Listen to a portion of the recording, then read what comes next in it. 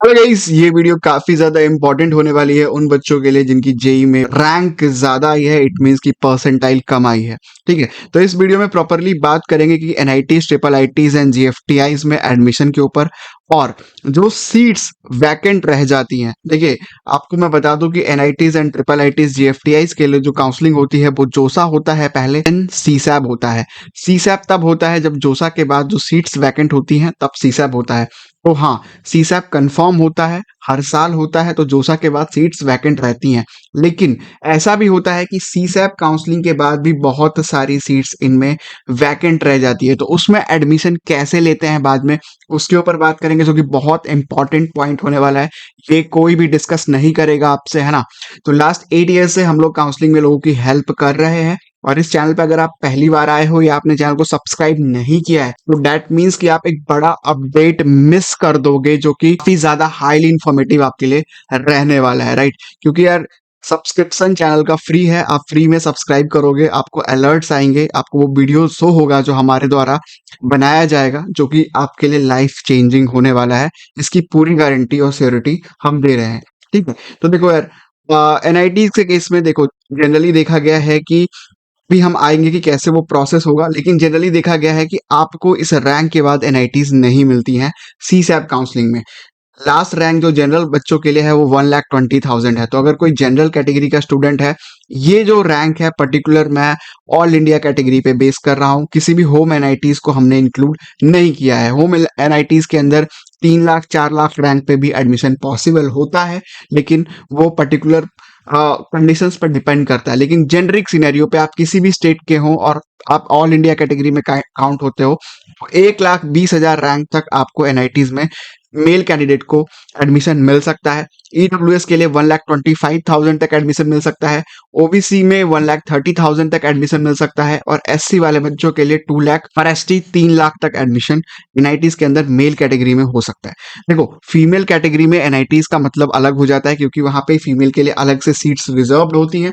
तो यहाँ पे जनरली लास्ट ईयर 1,65,000 रैंक तक भी फीमेल को एनआईटीज मिली थी जनरल कैटेगरी के ऊपर, है ना। हमारी बहुत सारी ऐसे स्टूडेंट्स थी जिन्होंने हमसे काउंसलिंग ली थी ईडब्ल्यूएस में, उनकी 1,75,000 तक, 1,80,000 तक उनका अलॉटमेंट एनआईटीज के अंदर आया था।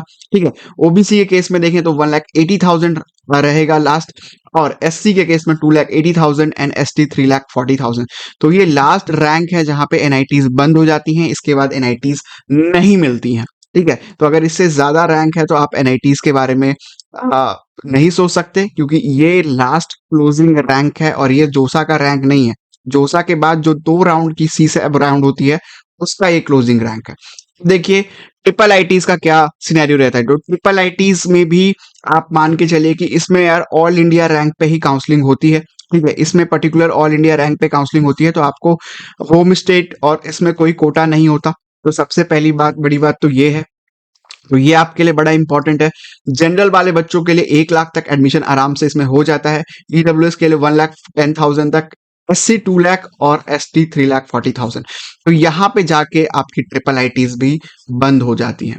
अब वो डिस्कस करेंगे कि कैसे इनमें जो वैकेंसी होती है उस पे ऊपर रैंक पे एडमिशन होता है। देखिए, अब जीएफटीआईज के केस में सीएससी का को ही कंसिडर किया है, अदर ब्रांचेस को हमने नहीं लिया है, ओनली सीएससी पे देखिए। अगर कोई जनरल का बच्चा है तो उसको 1,80,000 रैंक पे जीएफटीआई में सीएससी मिल जाएगा। ठीक है, गवर्नमेंट फंडेड कॉलेजेस होते हैं ये भी जोसा और सीसैप के थ्रू ही अपनी काउंसलिंग करवाते हैं। ओबीसी में 2,50,000 तक मिल जाएगा, और एससी एसटी पे 4 लाख तक चला जाता है, 4,50,000 रैंक तक भी मिलता है। अब सबसे इंपॉर्टेंट बात यार, अब बात कर लेते हैं कि सीट वैकेंसी आफ्टर जोसा एंड सीसैप। तो देखो, जोसा के बाद जो सीट वैकेंसी होती है उसकी काउंसलिंग होती है सीसैप से। सीसैप जनरली 2 राउंड की काउंसलिंग करता है। तो सबसे इंपॉर्टेंट बात, जिन बच्चों को सेकेंड राउंड में सीट्स अलॉट होती हैं, उनमें से बहुत सारे बच्चे अपने सीट्स को छोड़ देते हैं। तो उसके बाद क्या होता है, लास्ट ईयर हमारे पास अराउंड 10 to 20 स्टूडेंट्स आए थे, जिन्होंने सेकेंड राउंड में एनआईटी श्रीनगर की सीट्स छोड़ी थी, या फिर कई सारी एनआईटीज की सीट छोड़ी थी। तो एनआईटीज में काफी ज्यादा वैकेंसी देखने को मिलती है। ट्रिपल आईटीज में काफी ज्यादा, ट्रिपल आईटीज मणिपुर की, ईसी की बहुत सारे बच्चों ने अराउंड 15 to 20 स्टूडेंट्स ने सीट्स छोड़ दी थी। इतनी सारी सीट्स इनमें लास्ट में वैकेंट हो जाती हैं, जो कि जोसा और सीसैप के बाद होती है। और अगर हम लोग जीएफटीआई का केस लें तो जीएफटीआई में भी काफी सारी सीट्स वैकेंट होती है इंक्लूडिंग सीएसई आल्सो। ठीक है, तो अब यहाँ पे इन बची हुई सीट्स पे एडमिशन कैसे होता है? देखिए, एनआईटीज एंड ट्रिपल आईटीज ने अभी तक इसके लिए कोई रूल प्रोसीजर नहीं निकाला है कि ये जो सीट्स वैकेंट होती है उनमें एडमिशन वो कैसे देंगे। ठीक है, लेकिन जीएफटीआई का ये है कि वो कॉलेज लेवल काउंसलिंग करवाते हैं। मतलब आपको कॉलेज विजिट करना होगा, जिन जिन जीएफटीआई की सीट्स वैकेंट है वहां पे आपको रिपोर्टिंग करनी होगी, और आपकी रैंक चाहे जो भी हो, इट मींस ऐसा कोई क्राइटेरिया नहीं है। अगर आप वहां पे जाते हो, आपकी रैंक ज्यादा भी है, 4 लाख रैंक भी किसी बच्चे की आ रही है, तो वहां पे उनको सीएससी की सीट्स अगर वैकेंट है तो मिल ही जाती है। 4 लाख 5 लाख रैंक पे भी अलॉटमेंट होता है सीसैब राउंड के बाद। तो ये इंफॉर्मेशन आपको क्लियर होना चाहिए। दूसरी बात यार, एनआईटीज एंड ट्रिपल आईटीज में भी ऐसा प्रोसीजर होना चाहिए, क्योंकि बहुत सारी सीट्स उनके पास वैकेंट होती है और वो डिजर्विंग स्टूडेंट, मान के चलिए कि जिसका कट ऑफ 1,10,000 है, उस बच्चे का 1,12,000 या 1,15,000 रैंक आया है उस कट ऑफ में, वो नहीं जा पाया है, तो उनको बिल्कुल एक मौका मिलना चाहिए कि यार आपको जो सीट्स वैकेंट होती हैं उसमें एडमिशन होना चाहिए। तो ये गवर्नमेंट को डिसाइड करना है। ठीक है, लास्ट ईयर की वैकेंसी बहुत ज्यादा थी और ये ह्यूज लॉस है कॉलेज के लिए भी। ठीक है ना, कि आपकी 4 साल के लिए सीट्स खाली रह जाती हैं जो आप एडमिशन लेते हो। ठीक है ना, तो वो 4 साल तक ही वो सीट्स खाली रहेंगी।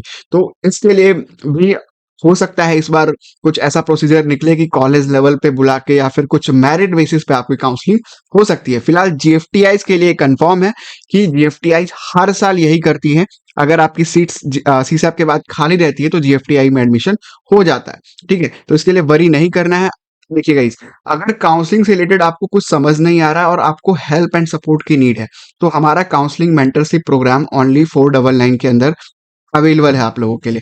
ठीक है, तो यहाँ पे देखिए, पूरा पूरा 499 के अंदर हम लोग आपको 15 काउंसलिंग का एक आइडिया देंगे कि ये जो 15 काउंसलिंग है, including JoSAA, CSAB, JAC Delhi, JAC Chandigarh, IPU, JP Noida, है ना, UP tech, triple MUT, MPDT, BIT Mesra के ब्रांचेस, एलएनएमआईटी, रीप, ये जो जितने काउंसलिंग है जो आपने शायद सुने भी ना हो, जिनके थ्रू आपको एक बहुत बेटर कॉलेज मिल सकता है, तो इन सब में हम बताएंगे आपको कि आपकी रैंक पे, आपकी परसेंटाइल पे कहाँ कहाँ क्या क्या कॉलेज में कौन कौन सी ब्रांच मिलेगी। डेफिनेट आपको पूरा पूरा एक प्रोसीजरल हमारी तरफ से आपको मिलेगा। अपार्ट फ्रॉम दैट, इस अमाउंट में ही हम किसी भी 15 में से एक काउंसलिंग आपकी हम उसमें आपकी हेल्प करेंगे। हम आपको पूरा उसकी चॉइस फिलिंग बना के देंगे कि कैसे आपको कॉलेजेस फिल करने हैं, क्या उनकी प्रायोरिटी रहने वाली है।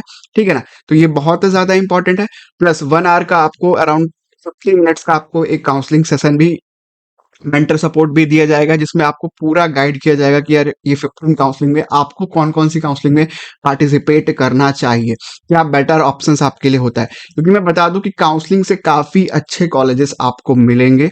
ठीक है, तो आपको थोड़ा पेशेंस दिखाना है, प्रोसेस को समझना है। 80 to 90% स्टूडेंट्स यही करते हैं, पेरेंट्स भी यही करते हैं कि काउंसलिंग को, प्रोसेस को अच्छे से नहीं समझते हैं। गलती ये होती है कि वो जो डिजर्विंग सीट्स उनकी होती है वो उनको नहीं मिल पाती है। ठीक है, डिस्क्रिप्शन में लिंक आपको मिल जाएगा, जरूर से कनेक्ट करना। 499, it's just the cost of pizza, right. इसमें आपको एक बेटर कॉलेज मिल जाए तो उससे बेटर क्या ही हो सकता है। Thank you so much guys for watching this video. कोई भी आपको डाउट रहता है रेलिवेंट, तो आप डिस्क्रिप्शन में कमेंट सेक्शन में जरूर लिखें, हम उसका रिप्लाई करेंगे। Thank you.